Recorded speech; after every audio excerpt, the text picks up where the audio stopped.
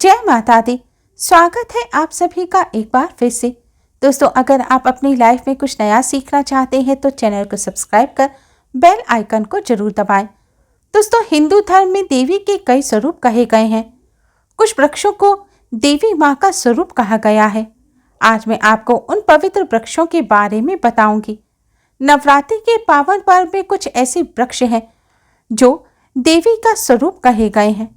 हमारे घर में पेड़ पौधों को देवी देवता मानकर पूजा जाता है और हमें पूजा भी जरूर करनी चाहिए। साइंस भी कहता है कि पेड़ पौधे मनुष्य को फ्री में प्राण वायु प्रदान करते हैं और पेड़ पौधे हमें ऑक्सीजन देते हैं। हमारे कार्बन डाइऑक्साइड जो होता है, जितनी भी नेगेटिविटी होती है, जो नकारात्मक ऊर्जा होती है, उसे वह ग्रहण कर लेते हैं और हमें ताजगी प्रदान करते हैं। पेड़ पौधे स्वयं धूप में जलते हैं और हमें छाया प्रदान करते हैं। नवरात्रि के समय में कुछ ऐसे पेड़ पौधे हमारे धर्मशास्त्रों में कहे गए हैं जिनको छूने मात्र से ही बदकिस्मत के ताले भी खुल जाते हैं, व्यक्ति का भाग्य चमक जाता है। हमारे शास्त्रों में पेड़ पौधों को बहुत गुणकारी कहा गया है। अनेक बीमारियों का उपचार भी पेड़ पौधों में छुपा होता है, जड़ी बूटियों में छुपा होता है। और भगवान श्री कृष्ण ने गीता में स्वयं कहा है कि वृक्षों में मैं स्वयं पीपल का वृक्ष हूँ। पीपल के वृक्ष को वृक्षों का राजा कहा जाता है क्योंकि पीपल वृक्ष की आयु सबसे ज्यादा होती है। आज की वीडियो में मैं आपको बताऊंगी ऐसे वृक्ष के बारे में जिसे नवरात्रि के समय में छूना कल्याणकारी होता है, मंगलकारी होता है। इस वृक्ष को अगर आप छू लेते हैं तो आपकी सभी प्रकार की परेशानियां, सभी प्रकार के कष्ट दूर हो जाते हैं, खास करके नवरात्रि के समय में। नवरात्रि के समय को शक्ति का पर्व कहा जाता है। शक्ति का पर्व क्यों कहा जाता है? क्योंकि इस समय सभी अचेतन जो वस्तुएं होती हैं वह चेतना युक्त हो जाती हैं। अर्थात इस समय में जो शक्ति हमारे धरती लोक में आ जाती है, नवदुर्गा को क्या बोलते हैं? शक्ति बोला जाता है। माता रानी नवरात्रि में इस धरती पर आती हैं तो जितने भी पेड़ पौधे, जीव जंतु हैं, चल अचल सभी प्रकार की वस्तुएं हैं, उन सभी में प्राण आ जाते हैं। सभी में माता रानी की शक्तियां निहित हो जाती हैं। सभी शक्तियां, सभी चीजें जागृत हो जाती हैं। तो इस समय में अगर आप पेड़ पौधों को छूते हैं, खास करके वे पेड़ पौधे जो देवी स्वरूप कहे गए हैं, आप अगर इन्हें छूकर आ जाते हैं तो आपके जीवन की जो परेशानियां हैं, दुख हैं, तकलीफ है, कष्ट है, जो बीमारियां हैं, कलह है, कलेश है, मन में चली आ रही बहुत सी समस्या हैं, सब समस्याएं समाप्त हो जाती हैं। आज मैं आपको 3 पौधों के बारे में बताऊंगी। यह तीनों पौधे देव वृक्ष कहे गए हैं, इसलिए आज की वीडियो को ध्यान से जरूर देखिएगा। अगर आज की वीडियो आपने मिस कर दी तो सारी जिंदगी आपको पछताना पड़ेगा। दोस्तों, कमेंट बॉक्स में जय माता दी जरूर लिखें। वीडियो को लाइक कर अपने फ्रेंड्स के साथ शेयर जरूर करें, जिससे और लोगों का भी इससे भला हो सके। दोस्तों, नवरात्रि ऐसा पर्व होता है, ऐसा समय होता है जो केवल 9 दिनों के भीतर ही, आपको लंबी पूजा पाठ की जरूरत नहीं होती। केवल 9 दिनों के भीतर आप अपनी समस्या को, आप अपनी गरीबी को स्वयं अपनी आंखों से समाप्त होते हुए देख सकते हैं। दोस्तों, नवरात्रि के समय में जो वृक्ष आपको छूना है, जिसके बारे में मैं आपको बताने जा रही हूँ, वे आपको अपने घर के आसपास बहुत आसानी से मिल जाएगा। एक खास बात जो मैं आपको बताना चाहूंगी कि नवरात्रि के समय में जितना ज्यादा हो सके देव वृक्ष की पूजा अवश्य ही करनी चाहिए। तो चलिए दोस्तों, मैं आपको बताती हूँ कि कौन सा ऐसा वृक्ष है जिसे नवरात्रि में छूने से गरीबी दूर हो जाती है। सबसे पहला जो वृक्ष है वह है बेल का वृक्ष। बेल का वृक्ष माता पार्वती के पसीने से उत्पन्न हुआ है। स्कंद पुराण के अनुसार माता पार्वती को देवी स्वरूप ही कहा गया है, अर्थात नवदुर्गा माँ का स्वरूप कहा गया है। स्कंद पुराण की कथा में आता है कि जो बेल वृक्ष है वह माता पार्वती के पसीने से उत्पन्न हुआ है। बेल वृक्ष की शाखाओं में मां पार्वती, जड़ में ब्रह्मा, तने में विष्णु, बाकी हिस्सों में भगवान शिव का वास होता है। संध्या काल में शिव मंदिर के समीप या दुर्गा मंदिर के समीप जो बेल का वृक्ष है, उसके नीचे घी का दीपक जरूर जलाना चाहिए। ऐसा करने वाला व्यक्ति धनवान बनता है, पराक्रमी बनता है। व्यक्ति के सभी मनोरथ पूर्ण हो जाते हैं। हमारे धर्मशास्त्रों में यह भी कहा गया है कि नवरात्रि के समय में जो व्यक्ति माँ दुर्गा का ध्यान कर बेल वृक्ष को 7 बार छू लेता है, जो लोग उपवास व्रत रख रहे हैं वह ध्यान से सुने। कहते हैं 7 बार बेल वृक्ष को छूने मात्र से व्यक्ति की थकान सुस्ती तत्काल ही चली जाती है। इसलिए उपवास रखने वाले लोगों को नवरात्रि के समय में संध्या काल के समय बेल वृक्ष को जरूर छूना चाहिए। आप ज्यादा नहीं छू सकते तो केवल 7 बार आप इसे छूकर जरूर आ जाएं और इसके नीचे घी का दीपक जरूर जला दें। घी का दीपक जलाने के क्या फायदे होते हैं, यह सारी जानकारी आपको मैं इस वीडियो में बताऊंगी। दोस्तों, उपवास करने से, व्रत करने से हमारे शरीर में थकान आ जाती है, शरीर में ऊर्जा की कमी होती है। आध्यात्मिक ऊर्जा तो प्राप्त होती है लेकिन शारीरिक ऊर्जा की कमी हो जाती है। ऊर्जा को बरकरार रखने के लिए बेल के पेड़ को जरूर छूना चाहिए। दोस्तों, अनेक महात्मा तो बेल के पत्ते खाकर तपस्या करते हैं।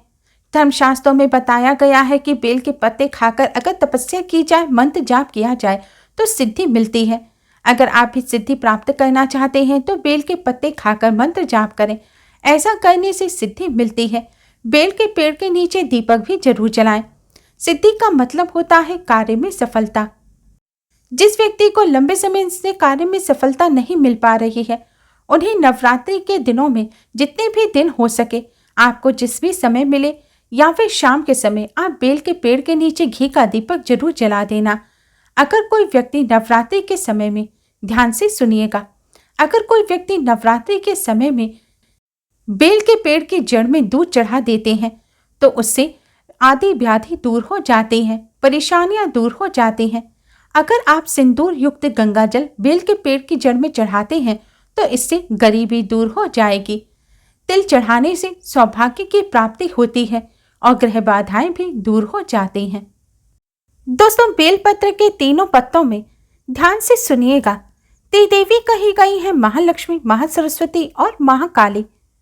बेलपत्र के तीनों पत्तों में महाकाली, महालक्ष्मी, महासरस्वती का स्वरूप माना गया है। बेल के तीनों पत्तों पर अगर एम ह्रीम क्लीम लिखकर मां दुर्गा को चढ़ा दिया जाए तो इससे तत्काल ही उसी समय मनोकामना पूर्ण हो जाती है, कार्य में सफलता मिलती है। अगर लंबे समय से आपकी कोई मनोकामना है जो आप चाहते हैं मनोकामना पूर्ण हो जाए तो इस उपाय को आप अवश्य ही करिएगा। दोस्तों, इसकी जड़ में ध्यान से सुनिएगा, नवरात्रि के समय में आप कोई रिंग लें, तांबे की रिंग जो शुद्ध रिंग होती है आप वह ले सकते हैं और इसको आप बेलपत्र के पेड़ की जड़ में 4 उंगल गड्ढा खोदकर वहां पर इस रिंग को दबा दीजिए। दोस्तों, बेल का वृक्ष जागृत कहा गया है। नवरात्रि के समय में इसका ऑरा, इसकी ऊर्जा अत्यधिक बढ़ जाती है। इसकी जड़ में यह जो रिंग दबाई जाती है इसमें देवीय शक्ति आ जाती है और फिर इस रिंग को पहनने से कोई भी बीमारी नहीं लगती, शनि से संबंधित दोष भी नहीं सताता, राहु की पीड़ा नहीं सताती, नवदुर्गा की कृपा से सदैव आप सुरक्षित रहते हैं और उस व्यक्ति की कभी भी अकाल मृत्यु नहीं होती। दोस्तों, अब मैं जो आपको दूसरे वृक्ष के बारे में बताने जा रही हूँ वह है शमी का वृक्ष। शमी वृक्ष को स्वयं जगदम्बा का स्वरूप कहा गया है। इसमें माँ दुर्गा स्वयं विराजमान रहती हैं। अगर कोई व्यक्ति नवरात्रि में संध्या काल के समय इसके नीचे दीप जलाता है, धूप दिखाता है तो उसकी सभी परेशानियां दूर हो जाती हैं। आप चाहें तो इसे नवरात्रि में हर दिन कर सकते हैं या कम से कम एक दिन इस उपाय को कर सकते हैं, सप्तमी अष्टमी पर भी कर सकते हैं। दोस्तों, धर्मशास्त्र में कहा गया है कि नवरात्रि के समय में लाल चूड़ी कभी भी मनोकामना बोलते हुए शमी वृक्ष पर बांध देने से मनोकामना अवश्य ही पूर्ण हो जाती है। लाल चूड़ी अगर कोई महिला जाकर बांधती है तो उसे सौभाग्य की प्राप्ति होती है और उसके पति की कभी भी अकाल मृत्यु नहीं होती। दोस्तों, इसकी जड़ में सिंदूर डालने से व्यक्ति को आरोग्य की प्राप्ति होती है। जो व्यक्ति लंबे समय से बीमार है, ऐसे व्यक्ति के घर में रहने वाले सदस्य वे बीमार पड़े व्यक्ति के ऊपर से 7 बार सिंदूर को उतारकर इसकी जड़ में डाल दें। ऐसा करने से रोग जल्द ही ठीक हो जाता है। लंबे समय से बीमार व्यक्ति भी स्वस्थ हो जाते हैं। जो लोग बीमारी से बचना चाहते हैं, निरोगी रहना चाहते हैं, वह भी शमी वृक्ष की जड़ में सिंदूर जरूर डालें।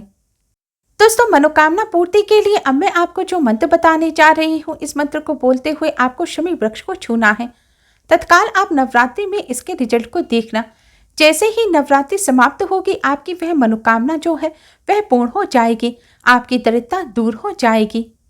दोस्तों, आपको इस मंत्र को बोलते हुए शमी वृक्ष को छूना है। मंत्र है मम मनोरथ पूर्य मम दरिद्रता नाश्य, मम मनोरथ पूर्य मम दरिद्रता नाश्य। दोस्तों, इस मंत्र को बोलते हुए शमी वृक्ष को छूने से मनोरथ पूर्ण हो जाता है, दरिद्रता समाप्त हो जाती है, गरीबी छूमंतर हो जाती है। दोस्तों, नवरात्रि के समय में आप मौली का धागा शमी वृक्ष पर बांध दें। मौली धागा बांधने से माता रानी आपसे बन जाती है। कहने का मतलब है कि माता रानी आपका साथ देती हैं, जीवन में हर जगह आपका मार्गदर्शन करती हैं। दोस्तों, इसकी जड़ की मिट्टी को ध्यान से सुनिएगा। नवरात्रि के समय में अगर आप नवदुर्गा की उपासना नहीं कर पा रहे हैं, पूजा नहीं कर पा रहे हैं किसी भी कारणवश, तो केवल आप इसकी जड़ की मिट्टी को लाकर नवरात्रि में स्नान के जल में मिलाकर उससे स्नान कर लें।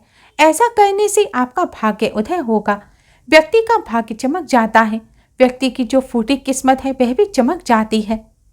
आप में से अधिकतर लोग बोलते हैं कि हमसे माँ लक्ष्मी नाराज हो गई हैं, माँ लक्ष्मी हमारे घर आना बंद हो गई हैं।